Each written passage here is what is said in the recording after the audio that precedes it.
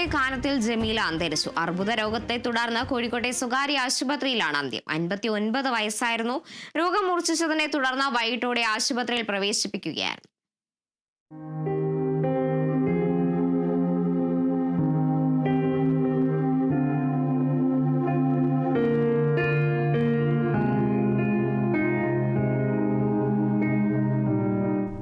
വർഷം നീണ്ട പൊതുപ്രവർത്തനം അവസാനിപ്പിച്ചാണ് കാനത്തിൽ ജമീല MLA വിട പറയുന്നത്.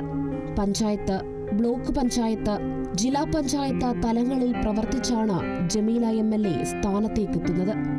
1995 തലക്കുളം പഞ്ചായത്ത് പ്രസിഡന്റായി ജമീല തിരഞ്ഞെടുപ്പിൽ സജീവമാകുന്നത്.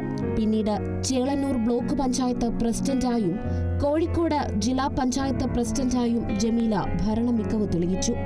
തലക്കുളത്തെ ഉൾപ്രദേശങ്ങളിൽ രൂക്ഷമായ കുടിവെള്ളക്ഷാമത്തിന് പരിഹാരമുണ്ടാക്കിക്കൊണ്ടാണ് ജമീല ജനങ്ങൾക്കിടയിൽ ശ്രദ്ധ നേടുന്നത്.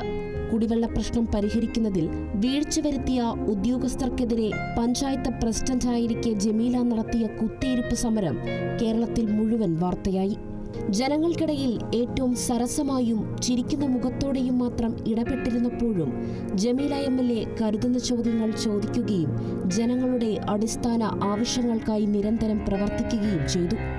2021 തിരഞ്ഞെടുപ്പിൽ ഇന്ത്യൻ നാഷണൽ കോൺഗ്രസിലെ N. സുബ്രഹ്മണ്യനെ 8472 വോട്ടുകൾക്ക് പരാജയപ്പെടുത്തിയാണ് കാനത്തിൽ ജമീല നിയമസഭയിലേക്ക് എത്തിയത്. നിയമസഭയ്ക്കിടയിലുണ്ടായ ശാരീരിക ബുദ്ധിമുട്ടുകളെ തുടർന്നുള്ള പരിശോധനയിലാണ് അർബുദം സ്ഥിരീകരിച്ചത്. തുടർന്ന് 9 മാസത്തോളം ചെന്നൈയിലും കോഴിക്കോട് വിവിധ ആശുപത്രികളിലും ചികിത്സയിലായിരുന്നു. കഴിഞ്ഞ കുറച്ച് ദിവസങ്ങളിലായി പൊതുപ്രവർത്തനങ്ങളിൽ വിട്ടുനിന്ന് വീട്ടിൽ വിശ്രമിക്കുകയായിരുന്നു Kanathil Jameela. News desk, Kerala vision news.